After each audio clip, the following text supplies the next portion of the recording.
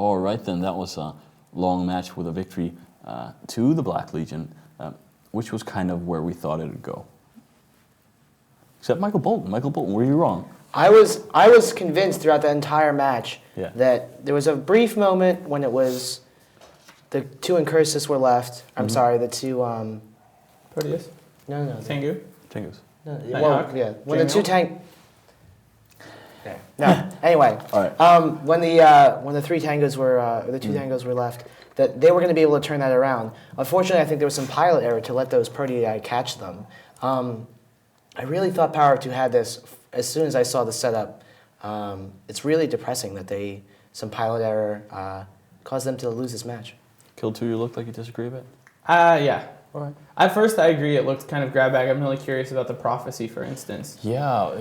I mean, I think maybe if he was just there for gang links, they figure why not bring a tanky battlecruiser? Because you need an armor tanky battlecruiser, and what other options do you have? I guess like a Myrmidon or something. I don't know, but that was a little weird. But actually, I think it's a good setup, and I think it says a lot that they did well against the Kite team. I actually think that setup, the Black Legion setup, might have been even better against the Rush team because they have real good tackle. Yeah.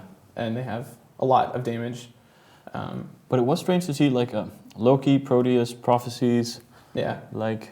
Well, I guess it is sort of typical that teams that stay real consistent with the ship types, that have 3 Slipners and 3 Cyclones. That tends to be successful because it's more like focused or, more well thought out. But at the same time, you get a lot of different utility by bringing a mix. They had Loki for webs. They had the Proteuses can do long range scramming. One of the Proteuses had a command link, I believe had the command link subsystem. I'm not positive about that, but they get a lot of utility. It seems harder to fly and has some weaknesses. Like against an ECM team, they would have been in worse shape than a consistent setup, but it's not bad necessarily. But I mean, it does get more difficult to fly as well. The more different roles you have to manage on the field. I mean, if you have an ECM team and you can just go jam these people. If you have to have NOS him, web him, jam that, it gets a lot more complex and could fall apart. But I mean, if you can do it well, it might be even better. I mean, the other setup, Power of Two setup is like the most easy mode setup ever. Yes. But at this stage of the tournament, people should be good. Yes. They should be able to manage a complex setup if they have to. So. All right. Michael Bolton, I would not argue that the Black Legion setup was good. All right.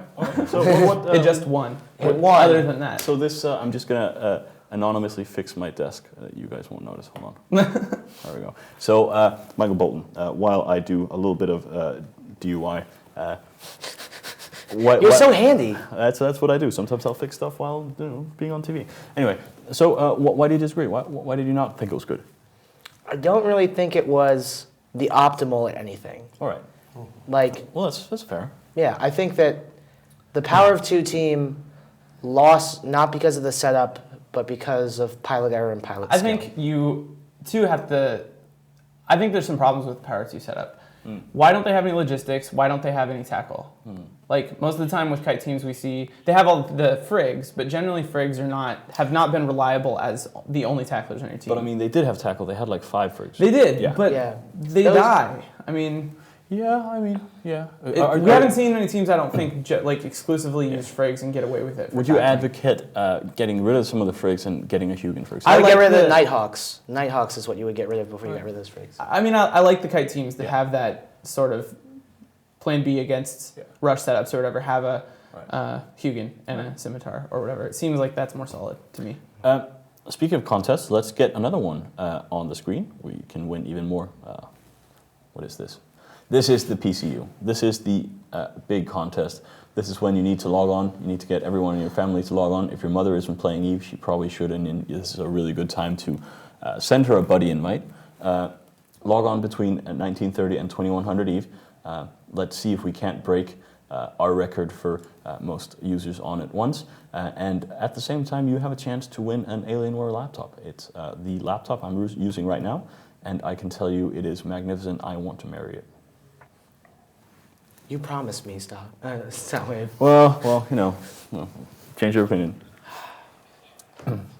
And please remember that this contest closes at 1800, so you won't be able to log on at 7:30, see how many people's on, and send that in. That's not going to work. You have to send it in by 1800, and then log on. Log on like there's no tomorrow. If there's no tomorrow, would you be logging on? Of course. I have to update my skill queues. Like if there's going to be no tomorrow. Like, Exactly. Log on to EVE Online. That doesn't shuffle. make any sense, Michael Bolton. No, because I'll be dead, so I won't be able to update my skill queue. So I got to put like Titans 5 in. Okay, that does make sense. All right. Let's get a question from the forums. It's Kyle. Why have we seen a lack of stealth bombers in this tournament? I think the bombers just get eaten alive by the Slipners that a lot of people have been fielding. They're really just... The initial bomb run is iffy. If you can't get a good bomb run off, you're going to get torn apart by a lot of the rush teams that have been showing up, or pop from a distance by the kite teams that have been showing up. Yeah, more or less. I mean, I think that's pretty much it. That they're good, but they're more vulnerable than they looked when they first showed up. They lose to a lot of the other popular archetypes that are around right now, so it's really risky. Yeah, I mean, we've changed the points around. That always, changes things up. But also, stealth bombers are probably not the best choice against a rush team, and we have a lot of rush teams. Exactly. Yeah.